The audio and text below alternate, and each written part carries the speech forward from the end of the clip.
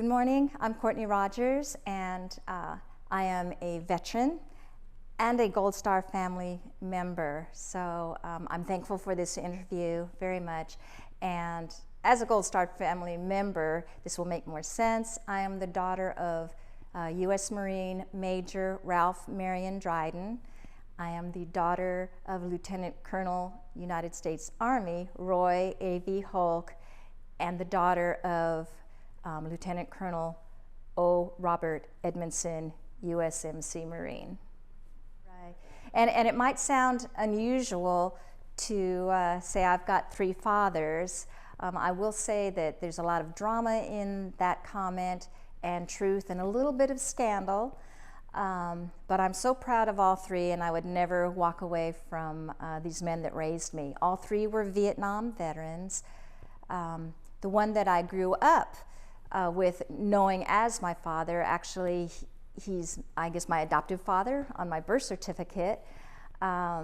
He was a U.S. Marine, and he flew Marine One, and he did that for Presidents Eisenhower, Kennedy, and Johnson.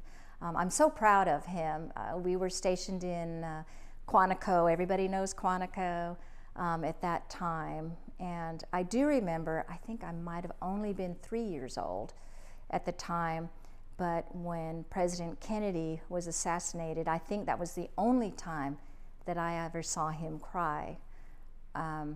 The second dad, the Army dad, was a young Hawaiian boy when he had influence in well, he was my creator.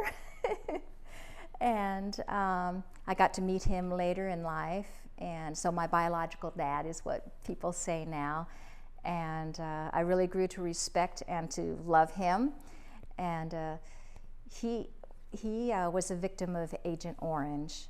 And while Major Dryden, the first dad that I grew up with, he was a casualty in Vietnam due to some type of engine failure. Don't know what caused the engine failure, but he went down just, I guess, north or west of Da Nang. So that's kind of why I had these multiple dads. And then the last father, Orville Edmondson, he kind of got a hold of me when I was about 15 years old. His daughter was my best friend, and all I can say is that, and not to make this drama, just fact is fact, right? My mother did not really want to be a mother, and it was very, very difficult at home, perhaps, well, abusive, but we don't need to delve into that. But his daughter had witnessed something, and that was followed through by a call from Mr. Edmondson, or Lieutenant Colonel Edmondson, and his wife saying, hey, why don't you give Courtney for us? And they've been my parents ever since. He gave me away, they were there for my college graduation. He gave me away at my wedding. He was there for my daughter's wedding, my eldest daughter's wedding. And so my whole family, that is the only grandfather that they grew up with. And there's a word in Hawaiian, it's a hanai dad. And there's no English word for it, but I just kind of showed up. So that's the three fathers in a sense, and that's why I feel such an affinity for our Vietnam veterans. I mean, holy cow, they raised me. And what's really interesting about their story, obviously, three different ends. You know, one was the crash, one, it was not good for the Hawaiian, it was slow, emphysema, Agent Orange, lungs, fungus. It was difficult to watch. I'm fortunate in that I watched it from a distance. And then the last dad, you know, Edmondson, he lived to be 89. I just lost him a few months ago. Lived to be 89 years old, a great grandfather a few times over. One was from Hawaii, one was from Maryland, and the other, the last, was from New Mexico. So I feel like it's America's story. So much that I actually wrote a song along with Freedom Sings, and it's called America's Child. And because it's about all of them. It's about all the veterans and came across from America. It's dedicated to the three fathers. It tells their story a little bit more. I was going to call it Three Fathers, One War, but America Sings wanted to call it America's Child, and that just had a better ring to it. I am starting to collect the information to tell their stories and kind of how their three very different lives entwined with mine and at different phases. Just a little plug for families out there. You cannot underestimate the importance of family, of fathers, and of the strength of those figures. I mean, without them, without, I guess, a replacement to fill that void, I would have been completely lost, absolutely lost. And so I owe everything to them. The dad that was in Vietnam, yeah. Oh, I got letters from him. So I heard from him a lot. I never knew that he wasn't my dad. I would have figured it out once I realized I don't look like these people. I'm kind of an Asian version of my Anglo mother, but I never knew. I was his baby. I followed him around. He drove a 1958 candy apple red, white trim, red interior Corvette, and I helped him wash and wax it religiously. I followed him everywhere. I mean, that was my dad. And but he was a Marine. Some of my happiest memories of him is one Christmas, I heard, well, the night before Christmas, I heard all this swearing. And forgive me if I should ever, I was raised by all military guys and two Marines, so I've probably inherited their vocabulary. But I heard all of this swearing and banging, and it was a two-floor apartment, and I came down at the top of the stairs while I'm seeing him trying to put together a Schwinn bicycle. You know, so I crept back up the stairs, and so the next day, man, I was so surprised. I was more surprised than I'd ever been in my life over that gift. And the last gift I ever received from him was a little dog, a puppy named Nicky. And so Nicky was about 8 months old when he was killed. He gave it to me right before he left for Vietnam. For the last time. Okay, so Nicky was 8 months old when your dad was killed. Right, okay. Right. So. And Nicky because of Christmas? I don't really know. I didn't pick the name, but I like that explanation. I'll take it. He was a little itty bitty Pomeranian, and I just loved him to death. And so Nicky was a big source of comfort during that first whole round of you know, after that gray car drives up, you know. Well, Lee, the mother, had gone on a trip around the world and had left me with his mother. So I was in Maryland having, my summers in Maryland were about the happiest times of my life because it was with Grandma Dot, and she didn't even treat me differently. I was probably an embarrassment to her family. I never knew that. They treated me so well and so loving, and I always felt special there. And anyway, it was still a neighborhood, little white house, not a wealthy neighborhood, gravel roads still. And I was really sitting on the front stoop. She had a big screened-in porch, but I was sitting farther down because I was waiting for my friends. So I was playing jacks, you know, waiting for my friends, and I was 9 at the time. Mm. Oh my goodness. Mm. Anyway, I was 9 at the time, and this gray car pulls up. At least I think it was gray. That's how it is in my memory. And these two Marines hop out of this car, and they're in full uniform, you know, not the BDUs as we call them today. And I was so excited. And I remember running up to them and saying, "Is my daddy coming home? Is my daddy coming home?" And I remember one of them just kind of patted me on the head, and they actually kind of motioned for me to stay on the porch, you know, and So I did. I'm very obedient, and I sat there. Oh, excuse me. And the next thing I know, oh my God, I heard a howl. It wasn't just a cry, it was a howl from the depths of one's soul, I guess, that it would be a mother. And I knew what it meant. There was no not knowing what that was. And then the crying started, but the howl haunts me to this day, and a matter of fact had a tremendous effect on me years later when I was in Panama, and if we get to that, we can talk to that. But yeah, so they couldn't find my mother. They couldn't find her for a few days. She was traveling, but they did, and then we had the ceremony and everything in Arlington, which was it was beautiful. I mean, I was not happy, but it was pretty amazing, the whole event.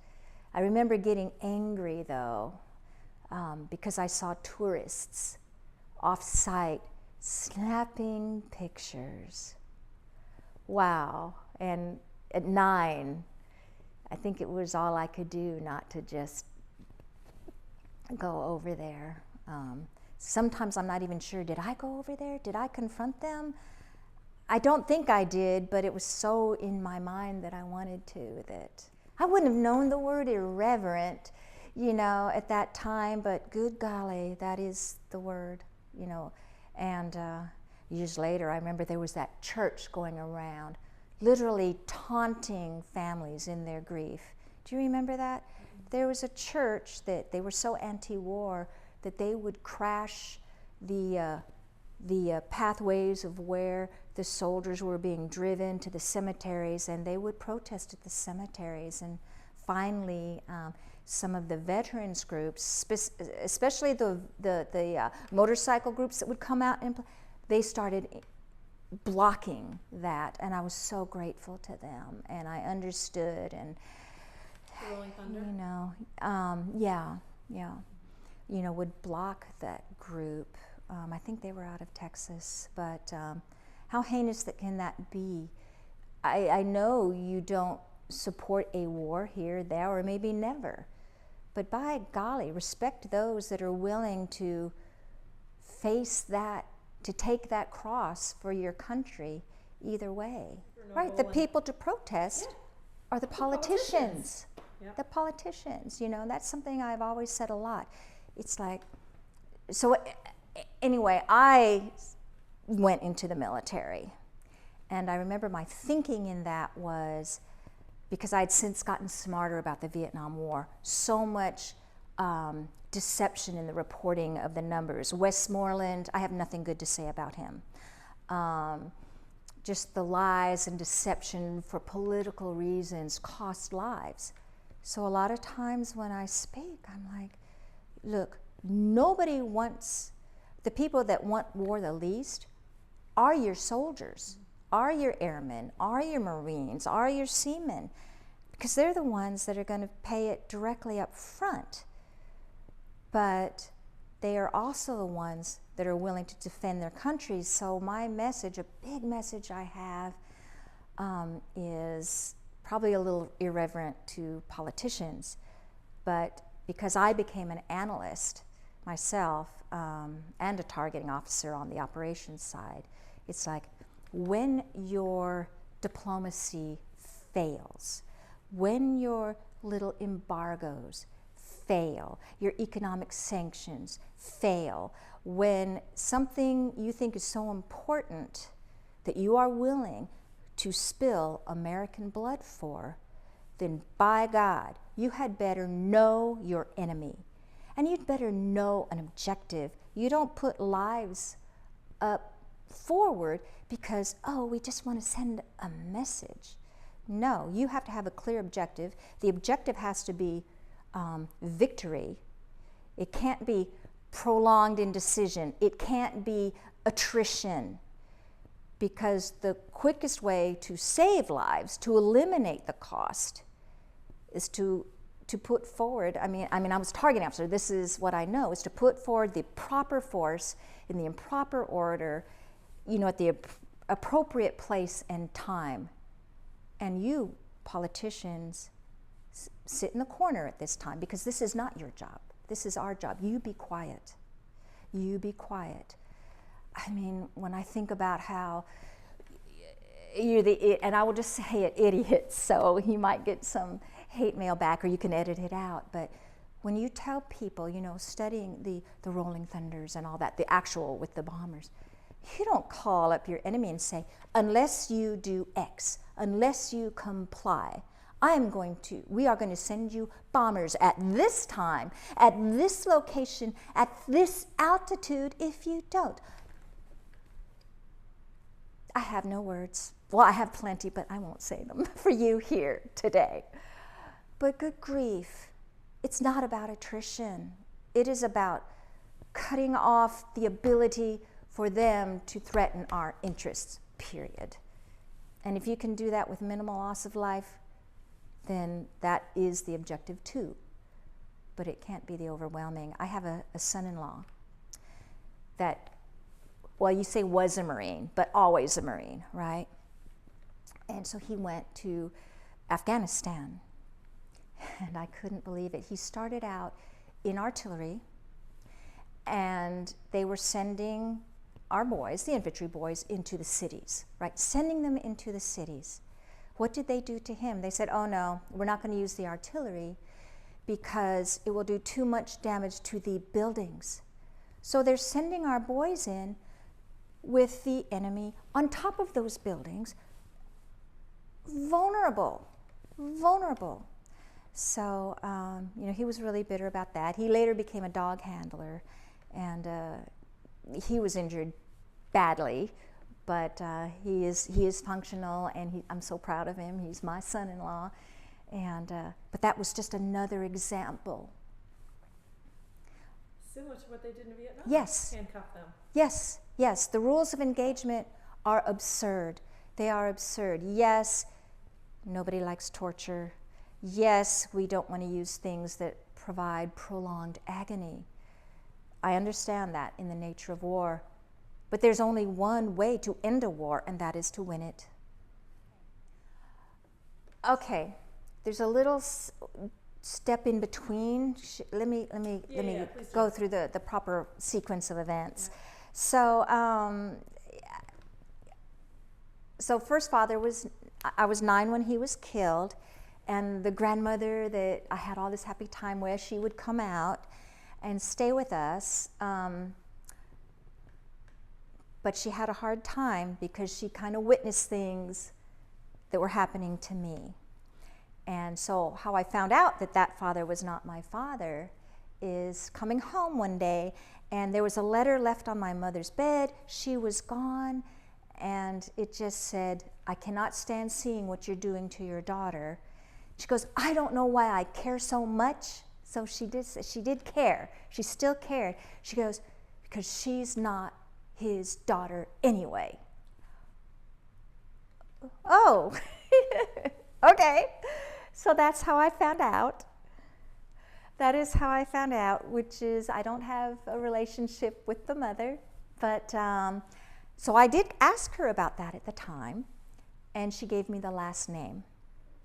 So I had a girlfriend just a little bit older than me in high school. Now I was in ROTC, and I knew she was going to Hawaii. And I said, can you do me a favor? Now this is 5 years later. I said, can you get me a Hawaiian phone book? The big paper phone. She came back with it, and so I wrote everybody of that last name. And so that's how I found the biological father. It was the uncle that actually contacted me, because that father was actually in Korea at the time. And we did meet. He's a wonderful man. He was kind of a victim of some womanly wiles. Didn't know that she had the Marine already, married. He had no idea. Matter of fact, he didn't find out till after I was on the way. And the poor guy, he was just a college student at the time, So nothing negative there. He was a great guy. He had his own struggles. And there is a connection between all three of them. I'll answer that in a minute. But anyway, in the meantime, so I found him when I was 17. But so I discovered him at 12, found him at 17. But in the meantime, at 15, as people can probably gather by this information, I wish her no ill will, but the mom did not want to be a mom. I was a chink to her. She called me that numerous times. Just her anger overflowed. And one day my best friend kind of witnessed one of her rages. I flung her out of the house and I just said, honey, does Leslie run home? She ran home to her parents, who I think suspected all along. And so when that went down, they just told her, send us Courtney. Give her to us and we will handle it. And she did. And it was a blessing beyond all blessings, you know. I knew what a family was. I learned what a family was. And 3 boys, oh Lord, and my best friend, and grew up with them. And as I said, you know, he gave me away at my wedding. My kids called him Grandpa, and it was a happy ending. It was all such a happy ending. But he was strict himself. Edmondson, he was a very strict dad, but also he was taking on a angry, scared, respectful but still angry teenager. And he was trying to raise his own teenagers, and the boys were a handful because mom raised them, because he was always in Vietnam. So there was a lot of testing of wills in that house. Leslie was perfect. She's always, and she's the favorite. I don't care what anybody says. And so I was another addition to that burden, but they loved me, and I cannot deny that. So very fortunate, very happy ending. And again, grateful, grateful, grateful to the men that really, and I did spend quality time with the Hawaiian. Oh my God, I loved them all, you know. So I'm trying to honor them as much as I can. Glad. And there were a couple other minor father figures, so I've covered the gamut, and I didn't really think about including them in the book, but I may need to. Was when I was in ROTC, junior ROTC. So I became a junior jarhead, a junior Marine. That's how I met Leslie, actually my best friend. And there was the gunny. So there's 2 instructors. There's the commandant and then the gunny. And they were both pretty influential in my life, but I was closer to the gunny. And he was a black black gunnery sergeant from New Orleans, and his name was Tamsy Johnson. And Tamsy Johnson, he told me, because I could have just as easily just given up and just stayed there and just gotten a local work at the Burger King and not really progressed. But he told me, he goes, Courtney, he goes, don't you go with any of these boys around here. He goes, you're smart, you go to college and you get out of here. You leave here. And that's exactly what I did. And so he really did push me. And also the Edmondsons pushed me. I didn't want to accept the GI Bill. And so this is a message for other Gold Star kids. It's really important for them to understand, because at first, God, you know, you waste so much of your life being angry. Don't be angry. Just don't even waste your time with that. But I was, and I didn't want to accept the GI Bill money because I called it blood money. And I took it to me to be, they're just trying to pay me off.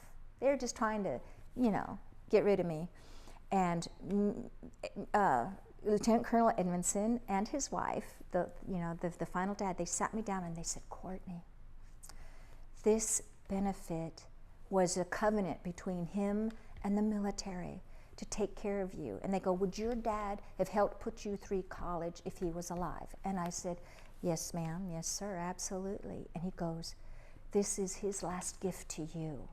He died to give this to you, in part. Obviously it was for the country and for my own freedom and all those things, you know. And so I let that soak in, and I did apply for my GI Bill, and it was a godsend. Went to college, became a Soviet analyst because we were in the throes of the Cold War.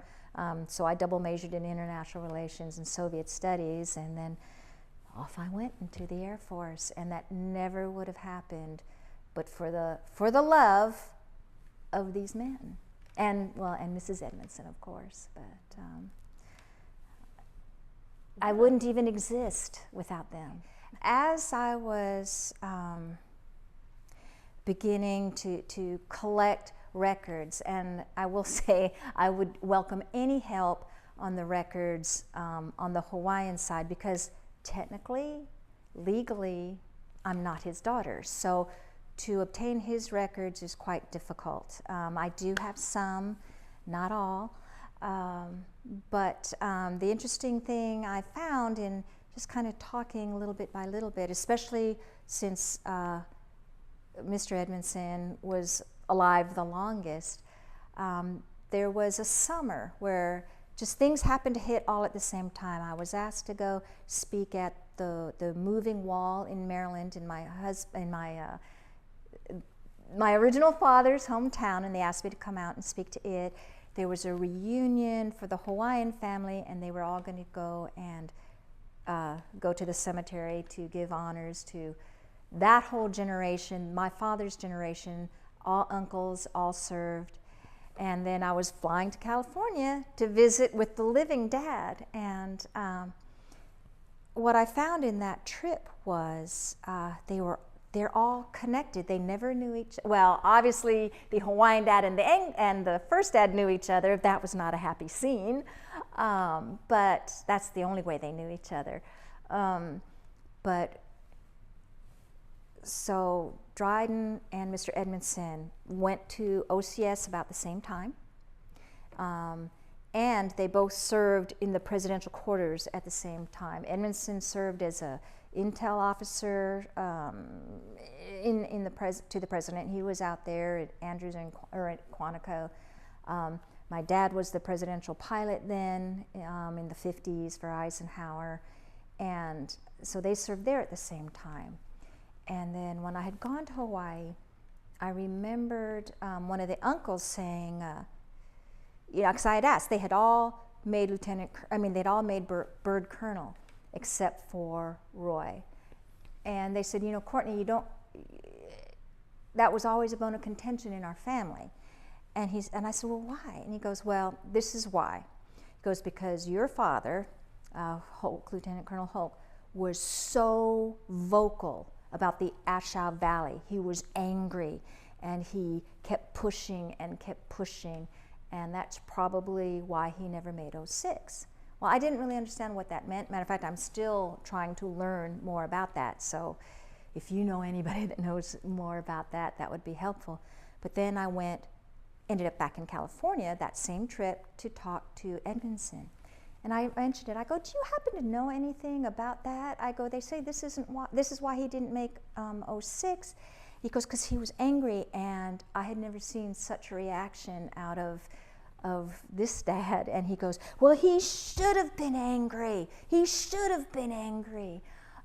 He said, I was embedded. I was with the Vietnamese at that time in intelligence. And he goes, and I was sending message after message after message to anybody that would listen, militarily, politically, that the numbers weren't what were being presented, that he knew that there was an overwhelming, I guess, Viet Cong, Vietnamese presence, overwhelming.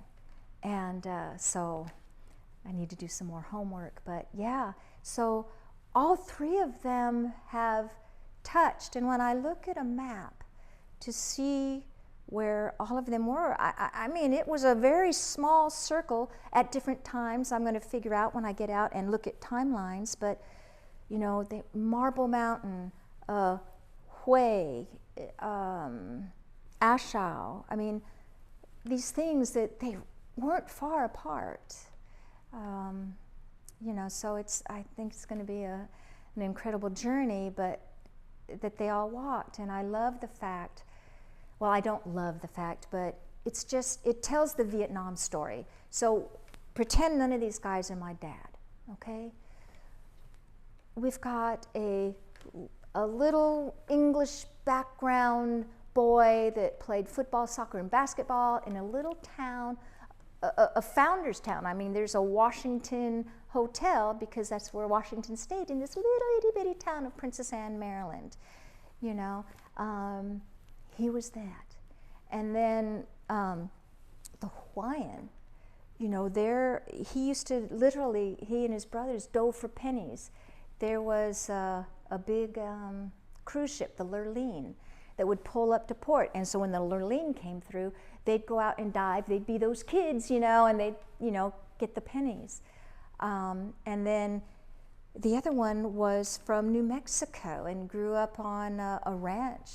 Not very wealthy either. I mean, this was a poor ranch, dirt poor ranch, and near a town called Clayton in New Mexico. And he would tell me stories of putting up, you know, the fences, and oh my gosh, you were saying funny stories, like he let a baby bull into the grandmother's cabinish pantry where she loaded up all the glass jars where she had canned the winter's supply. And talk about a bull in a china shop. Oh yeah, it's true. Don't ever do it.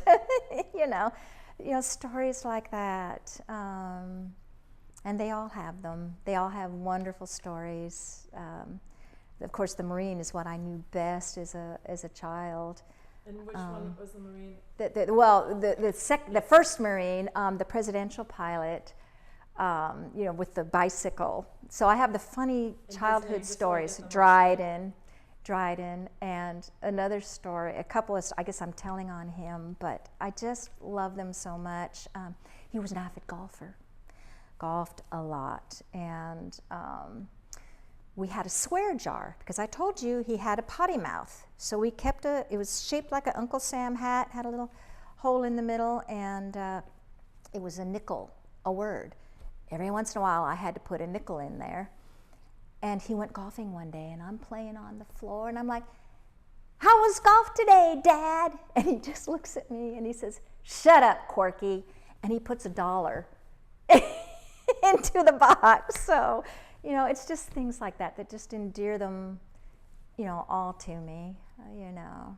So cute. Yeah, so they're all awesome. You've been to Vietnam. I have not been to Vietnam, and I think if you and I should team up, we both have some pretty amazing journeys to be taken in Vietnam. I've never felt healthy enough to go, you know, but those demons are gone, you know, as far as the depression and sadness and all that stuff. I'm ready now, and I think we would both learn so much about you telling your stories, to see, hear, smell. I need that, and I certainly hope you go too. So here's another point. If this is my last message to veterans ever in my life, I would like this to be the one. I am really having to dig. Like I said, I do have the advantage is I could actually speak to Mr. Edmondson, the actual dad that raised me from teenagerhood up. I could speak to him about his experiences. And it was difficult, and he did not share everything, but he shared a lot. But for example, the difficulties in getting the one's records, and then trying to dig through and understand Dryden's records. There's nobody there to give me perspective. There's nobody there to tell me what it felt like, which I know wasn't good from my own experiences, but mine are so minuscule in comparison. And it's hard to get those records and track them down and find people that knew. I mean, Vietnam veterans are all getting older, so I can't even do a lot of follow-up. So what I want to say to Vietnam veterans, because part of the reason why I haven't started writing the book, which I am now, I'm actually outlining, is because I didn't want to revisit demons. And I know that it's hard for you guys, probably even harder, because those demons are so direct. And what I can say is you've got to, because even if you just take old photographs, because I look at photographs, I don't know what they mean. Put a date on them and leave a note. What is it or who is it? So that when your dependents, like me, pull these out, gives them part of your story. Even better, let Susan record your story. She's going all over the country taking these stories, and it's so important. And the reason why, and I know this, I want to say this with authority, not as some conservative person that has an opinion, but I can tell you as an analyst, as a targeting officer, as somebody that is studying the history to understand it, and as a politician in the past, I did a stint as a representative, that the politicians do kind of sanitize history. The military itself sanitizes history. And so you will be lost. History is so much more than the timelines. We are not dates. Veterans are not dates and timelines. You know, they didn't die on such and such a date, or this date, and this operation was this date, and this date, and this date. The stories are you. The truth is in your personal story. Who was that man on your left? Who was that man on their right? Who is telling their story if they were lost in front of you? What was your experience? It will be lost in history if you don't help record or write it down. I'm telling you, it will be lost. And there are people actively erasing even our founding history. It's being lost. So you owe it to future generations that war is so much more than a name on a tombstone. It's more than that. So that is my plea, is to please record your story. Well, the only way to stop repeating history is to understand that history, to know the brutality of that history.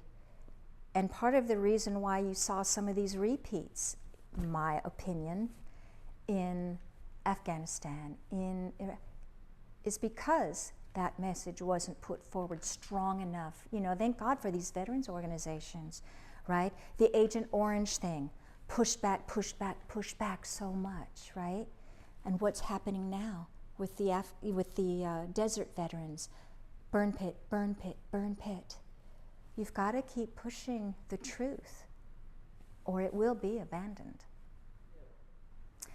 So what does freedom mean to me? It means that I have the right to raise my family, to praise my God, to run a business or to work without the fear and overwhelming interference of government internally or from the same undue threat externally. But I do not believe that security through over-control is applicable anywhere. I think it was Thomas Jefferson stated, an elected despotism is not what we fought for. I really get upset with politicians that run for office because they think it is their job to run things, that is why they were elected. No, they were elected to represent. And so I used to have a T-shirt that said, quoted Thomas Jefferson, you know, an elected despotism is not what we fought for. And for me, it was, and never will, was the added bottom. But that is what freedom means to me. And it just means an undying loyalty to a concept. Here's the thing about the military, our military. The United States military is special. What makes us special is we don't raise our hands and pledge an oath to a specific person. We do not even raise our hands and make an oath to this border between Mexico or this border with Canada. We do not raise our hand and pledge an oath to a border. Our oath is to an ideology. It is to, the fact that all men are created equal. That is to what our oath is. And so therefore, we've gone so crazy protecting this group, protecting that group, protecting, that you've segmented everybody, that we've really lost the one at this point. But that is what our oath is to. It's that all men are created equal. And, that is what we pledge. And what does that tell you? It says we are created equal. And what does that mean? It means that no party, no government, no generation has authority over your individual right, over our rights that are guaranteed us in the Constitution, which I think also, as veterans listen, I'm so thrilled to see the number of veterans running for office. Not all veterans understand the Constitution, though. We're getting further and further away from that. Many do, but I ask them to study first and really understand what it means. And because you are called to defend it, even after you throw away the stripes, the epaulets, whatever, it's an oath to that concept. What's that like? If you Oh my God. That was Christmas. Back in the day, they had special envelopes, They were very small and very thin, almost, I don't know if that's what onion paper is, I don't know, but very thin, and it had the red, white, and blue little hash marks all the way around. And when I saw that in the mail, oh my gosh, I would run to, open that up. It was Christmas. I read them numerous times. The sad piece of that, though, is that I only have 4. Not because he only wrote 4, but because the mother took them all. And so I was left with 4. And so I'm a little jealous of your 77 letters, and I read that, by the way, and you've given me so much courage. I mean, Susan, what you're doing is phenomenal. I don't understand when it started, but I can relay a story that kind of tells me, even though I have no memory. So to go into the career field I went through, obviously you have to have a big background check. And I remember getting a call from, I call her my Großmutter. Your what? Großmutter. In Quantico, right? So I was only 2-3 years old back then. And I think Lee was going to college, and Dad was, of course, flying Marine One.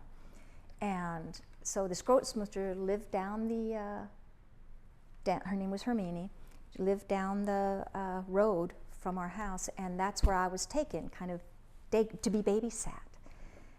And she goes, Courtney, as I'm a full adult, I kept in contact, and she called me and she said, or actually her husband, Uncle Billo, called me and said, Courtney, there were these people here asking questions about you. And he knew me when I was 3 years old. And I said, well, that's just part of the clearance process, And they said, okay, we just want to make sure you were okay. And they said, we did tell him something. I hope it's okay. And I'm like, oh, what? And she said, or he said, well, it's what we remembered. And it was when I was at their house, when Dad would come pick me up, I would run to the door and Dad would pick me up. But they said when Lee would pick you up, you would hide.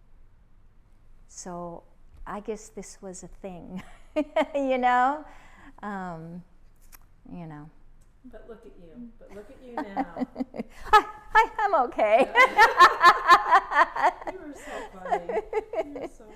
Well, I tell you what I've got right now, and it's so funny because it's such a little thing, but I just now got back onto Facebook. I've been, as a private citizen, and it's been wonderful because I kept noticing that one veteran kept posting a good morning and religiously 2 other veterans would answer him, good morning, good morning.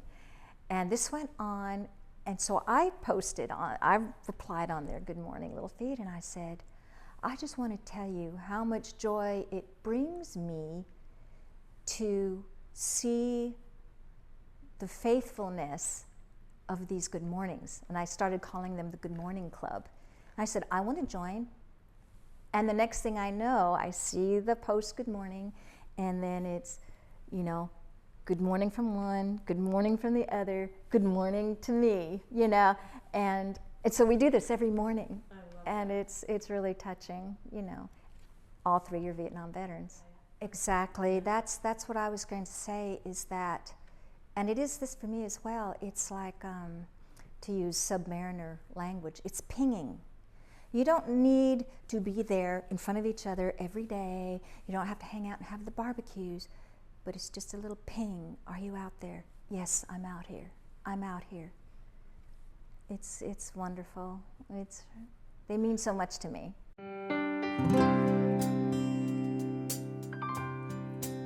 She stood alone in Arlington, just like 50 years before. The first time she was left behind to the cause of war. But she won't dwell in darkness, thinking of the ones who died. They taught her to be stronger. She remembers them with pride. 3 fathers, 1 war, my gift from Vietnam. One gave his name, one gave me life, one taught me how to stand and fight. They all know who I am, America's child. The first one, no for pennies, a poor Hawaiian boy. The second came from Maryland, flew presidents for the Corps. The third is from New Mexico, fence posts and rattlesnakes. He pulled me from a child's hell that the fog of war had made. 3 fathers, 1 war, my gift from Vietnam. One gave his name, one gave me life, one taught me how to stand and fight. They are who I am, America's child. I lost the first to a fiery crash. Agent Orange took the island boy, and the one my kids call Grandpa is with us